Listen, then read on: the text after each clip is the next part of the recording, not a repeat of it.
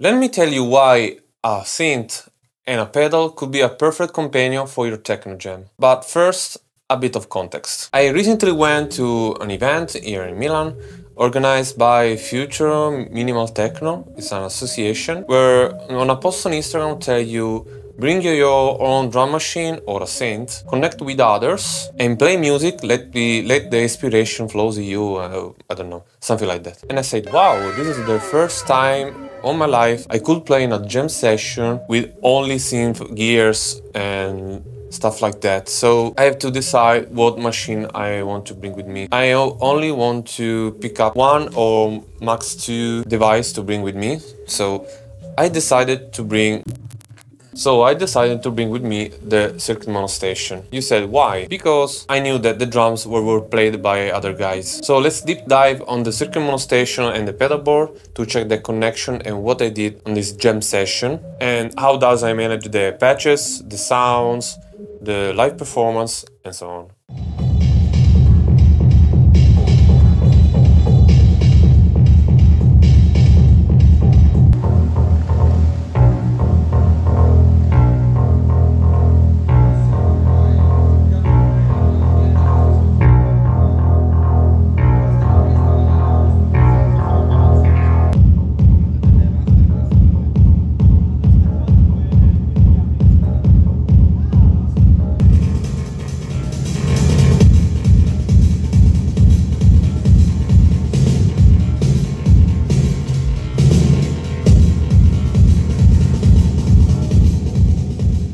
So, as I said before, we have the circuit mono station connected in mono to the zoom pedal, the MS70 CDR, and we have a stereo output from here because we have stereo effects on it. On my mono station I have a bunch of patches that I have already made, as you can hear. Ooh, the volume is too loud.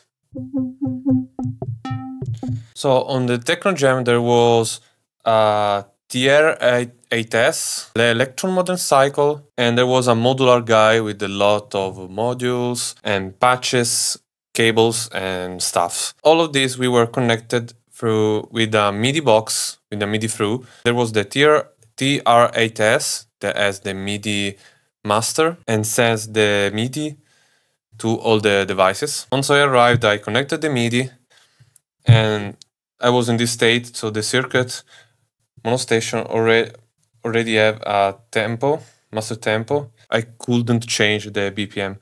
But in this case, for a demo, I will show you this. So what I did is hear the others with the drums, with the melodies, and what they play. And the first thing I do is with the init patch, with shift and patches, I play some notes. And I recognize where the root note is. Okay, so it's A, for example.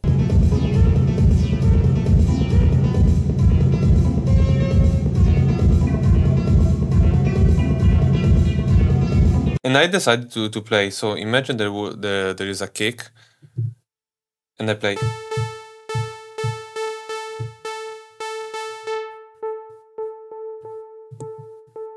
Okay, we have the chorus already here. So this is without the effects right now. So I played something like that, and the first thing I do is to shape the sound to match with the current jam, with the current song we were playing. So for example, this is the rhythm. Okay, I can decide to play it with a odd signature. So it's not perfect in time.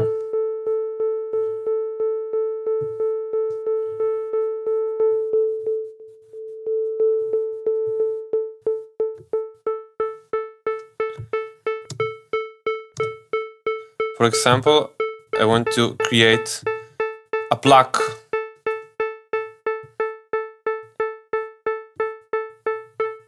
So detune a bit and the envelope to the filter.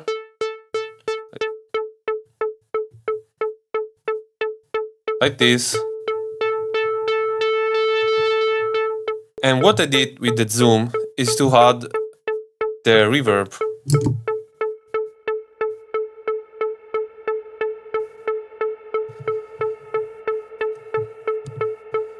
So I have the mix here.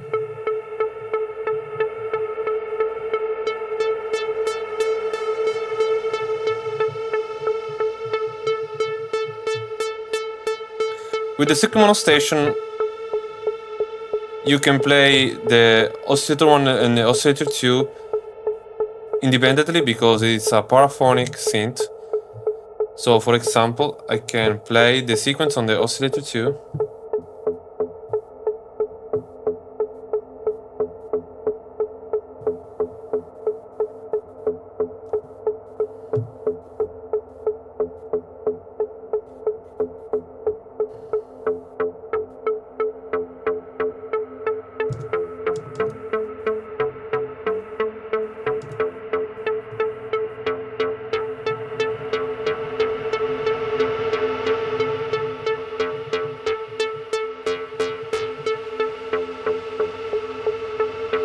Yeah. You can exaggerate with the reverb and create these ethereal effects.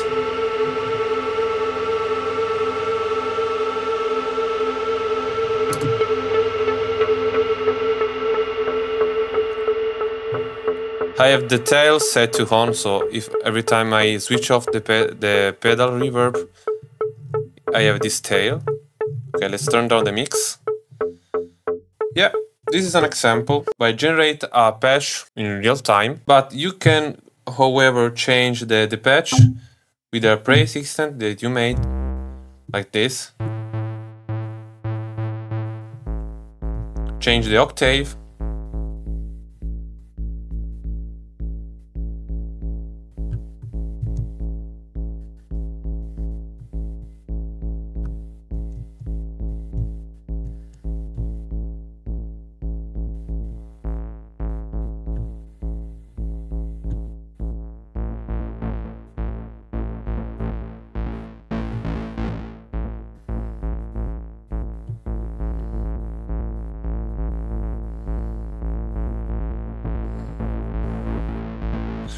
There isn't a kick, but you can hear it.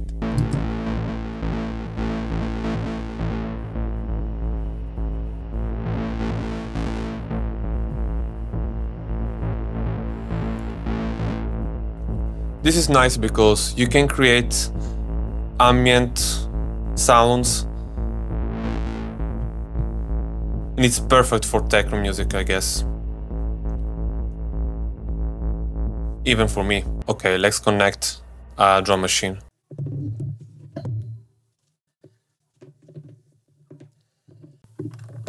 MIDI in, MIDI out. Okay, Synth. So I will only put a kick.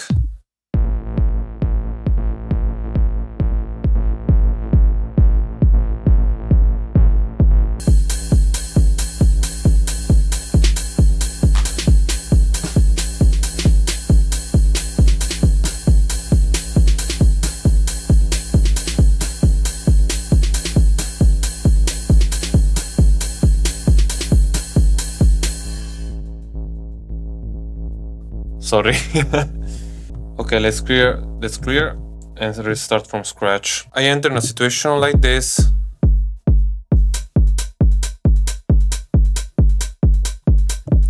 Maybe some reverb on. We have a huge sound system there, so we can hear the kick very deeply. So it's already synced, and then I play some notes. Okay, let's do it again,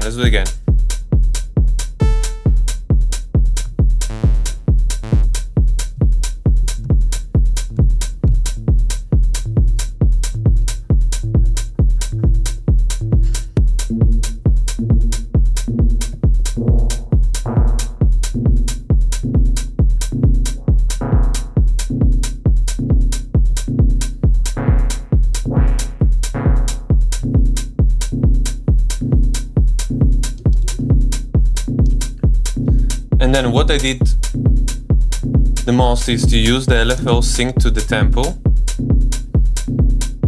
and assign to the filter.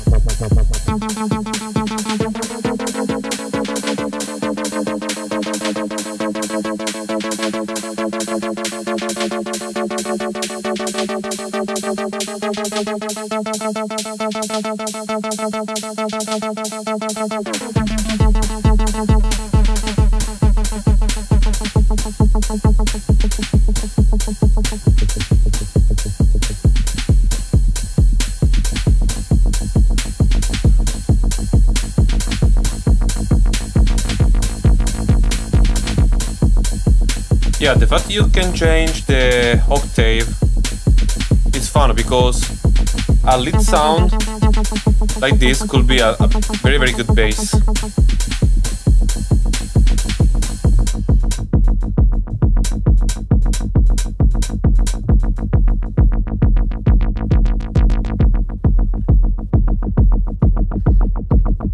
What I use the most is the resonance all the way up until it starts screaming.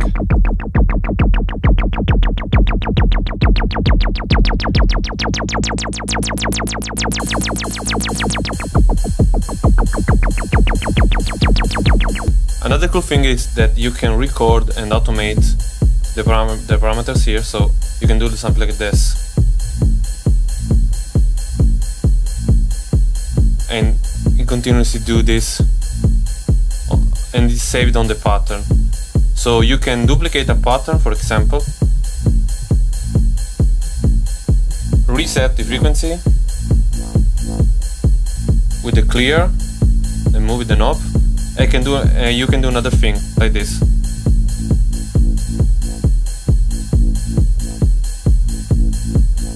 And then change it with the other pattern.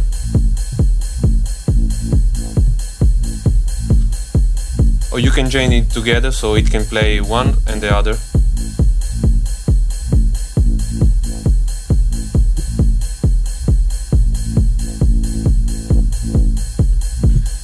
Another cool thing you can do, you can play it half time or double speed time.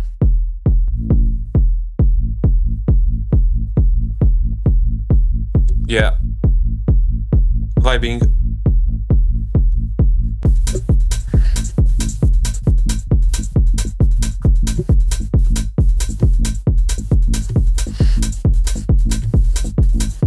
Yeah.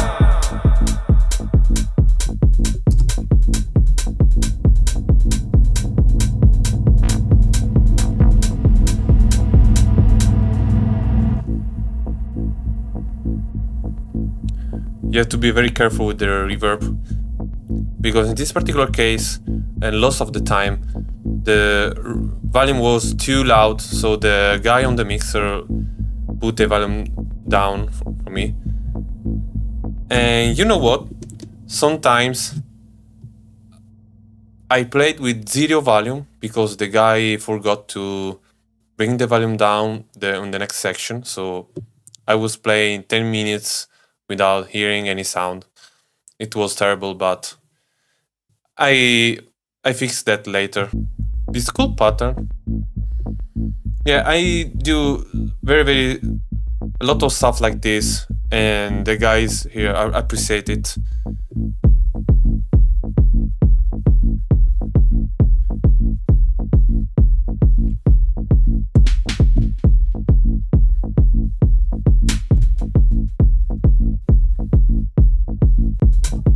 So I show you the reverb here, but you can use lot of pedals, for example the chorus.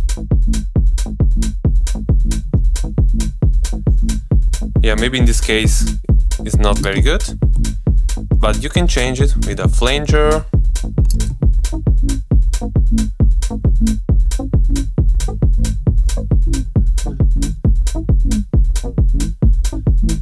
Yeah. Oh, bass flanger. I never used this.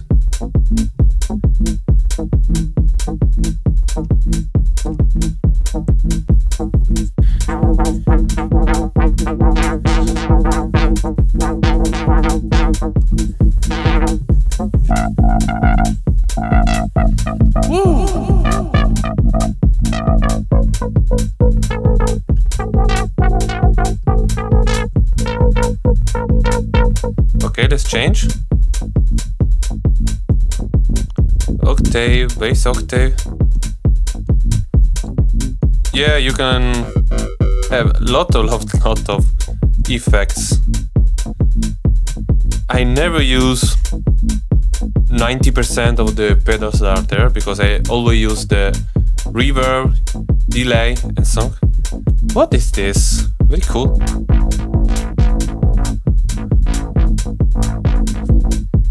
Corona 3? I don't know. Beat Crush.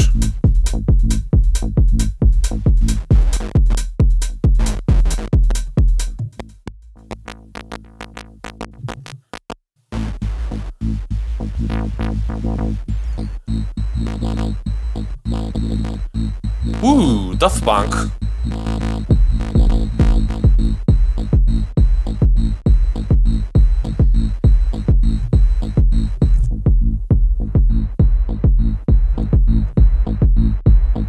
Yeah, it sounds very good with 8-bit.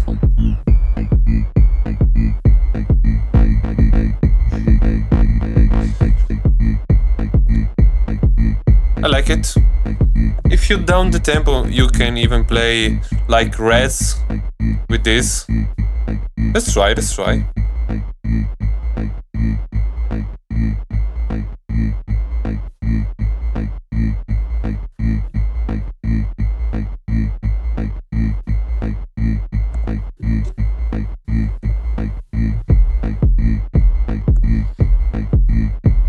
Slow techno, nice.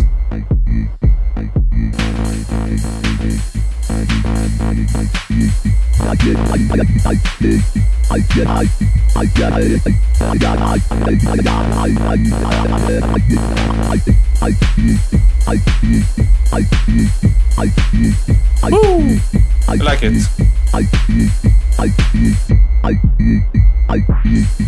Okay, you get the idea. So thank you for watching and see you in the next video.